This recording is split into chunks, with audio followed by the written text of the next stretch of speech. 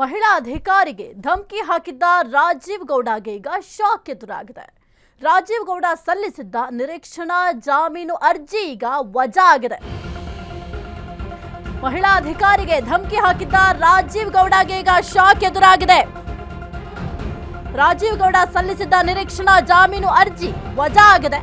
ಶಿಡ್ಲಘಟ್ಟ ಪೌರಾಯುಕ್ತೆ ಅಮೃತಾ ಗೌಡಗೆ ಧಮಕಿ ಹಾಕಿದ ಪ್ರಕರಣಕ್ಕೆ ಸಂಬಂಧಪಟ್ಟಂತೆ 2 ಎಫ್ಐಆರ್ ರದ್ದು ಕೋರಿದ ಅರ್ಜಿ ವಜಾ ಮಾಡಿದೆ ಹೈಕೋರ್ಟ್. ಈಗ ರಾಜೀವ್ ವಿರುದ್ಧದ ತನಿಖೆಗೆ ಹೈಕೋರ್ಟ್ ಗ್ರೀನ್ ಸಿಗ್ನಲ್ ಕೊಟ್ಟಿದೆ.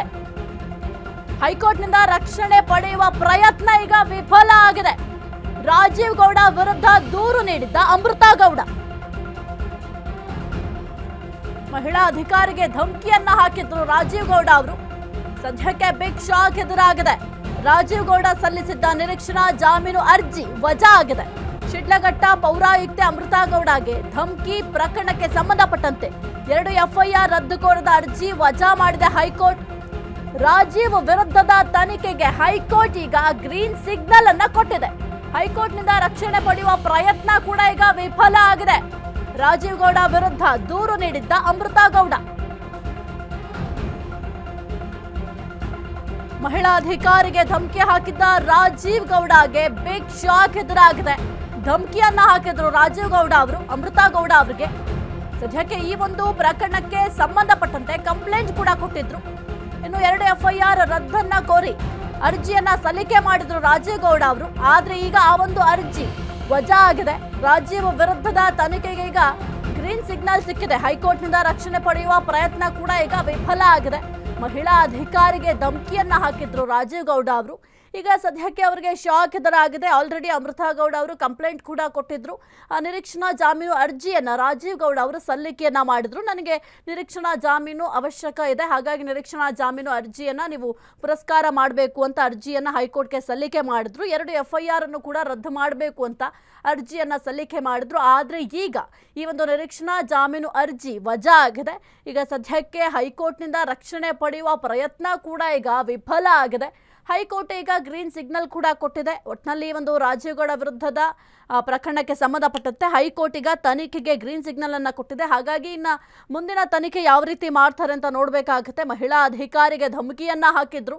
ಈಗ ಕಾಂಗ್ರೆಸ್ ಸರ್ಕಾರ ಅಧಿಕಾರದಲ್ಲಿದೆ ಅಂತ ಬಹಳ ಧಮಕಿಯನ್ನ ಹಾಕಿದ್ರು. ಮನಸ್ಸೋ ಇಚ್ಛೆ ಮಾತನಾಡಿದ್ರು. ಸದ್ಯಕ್ಕೆ ಈ ಒಂದು ವಿಚಾರಕ್ಕೆ ಸಂಬಂಧಪಟ್ಟಂತೆ ಅಮೃತಾ ಗೌಡ ಕೂಡ ಕಂಪ್ಲೇಂಟ್ ಅನ್ನ ಕೊಟ್ಟಿದ್ರು. 2 ಕಡೆ ಎಫ್ಐಆರ್ ಕೂಡ ಆಗಿದೆ.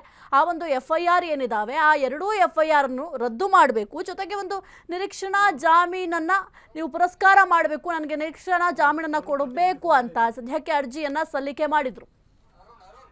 ಎಸ್ ಕುರಿತು ಹೆಚ್ಚಿನ ಮಾಹಿತಿ ನೀಡ್ತಾರೆ ನಮ್ಮ ಪ್ರತಿನಿಧಿ ಅರುಣ್. ಸದ್ಯಕ್ಕೆ ಮಹಿಳಾ ಅಧಿಕಾರಿಗೆ ಧಮಕಿ ಹಾಕಿದಂತಹ ರಾಜೀವ್ ಗೌಡ ಅವರಿಗೆ ಬಿಗ್ ಶಾಕ್ ಎದುರಾಗಿದೆ. ಅವರು ಸಲ್ಲಿಕೆ ಮಾಡಿದ ನಿರೀಕ್ಷಣಾ ಜಾಮೀನು ಅರ್ಜಿ ಕೂಡ ವಜಾ ಆಗಿದೆ. ಏನೆಲ್ಲ ಅಪ್ಡೇಟ್ಸ್ ಇದೆ ಅರುಣ್?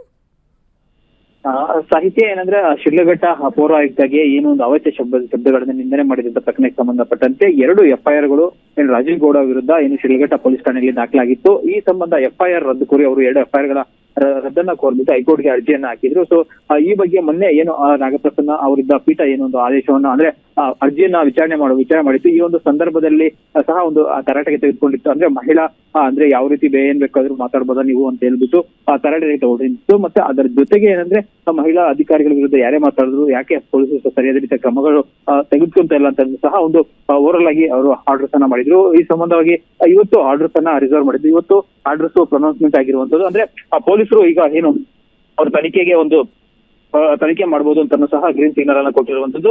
ಅದರ ಜೊತೆಗೆ ಏನು ಹೈಕೋರ್ಟ್ ನಿಂದ ರಕ್ಷಣೆ ಕೋರಿದ್ರು. ಅಂದ್ರೆ ನಮ್ಗೆ ಒಂದು ರಕ್ಷಣೆ ಬೇಕು, ನಾನು ಪೊಲೀಸರ ತನಿಖೆಗೆ ಸಹಕಾರ ಮಾಡ್ತೀನಿ, ಮತ್ತೆ ಷರತ್ತುಬದ್ಧ ಜಾಮೀನನ್ನ ಕೊಡ್ಬೇಕು ಅಂದ್ಬಿಟ್ಟು ಅವರ ಪರವಾದಂತಹ ವಕೀಲರು ಏನೋ ವಿವೇಕ್ ಸುಬ್ಬಯ್ಯ ರೆಡ್ಡಿ ಅವರು ವಾದವನ್ನ ಮಾಡಿದ್ರು. ಅಂದ್ರೆ ಹೈಕೋರ್ಟ್ ಯಾವುದೇ ರೀತಿಯಾದಂತಹ ಒಂದು ಅವ್ರ ಅಪ್ಲಿಕೇಶನ್ ಇರ್ಬೋದು, ಮತ್ತೆ ಯಾವುದೇ ಇಂಟ್ರಿಮ್ ಮತ್ತೆ ಲಿಬರ್ಟಿಯನ್ನು ಸಹ ಅವ್ರಿಗೆ ಯಾವುದೇ ರೀತಿಯಾದಂತ ಕೊಟ್ಟಿಲ್ಲ. ಕೇವಲ ಅವರ ಡಿಸ್ಪೋಸ್ ಅಂದ್ರೆ ಅವರ ಅರ್ಜಿ ಏನಾಗಿತ್ತು ಅದನ್ನ ಡೈರೆಕ್ಟ್ ಆಗಿ ವಜಾ ಮಾಡಿರುವಂತದ್ದು. 2 ಅರ್ಜಿಗಳನ್ನ ವಜಾ ಮಾಡಿರುವಂತದ್ದು.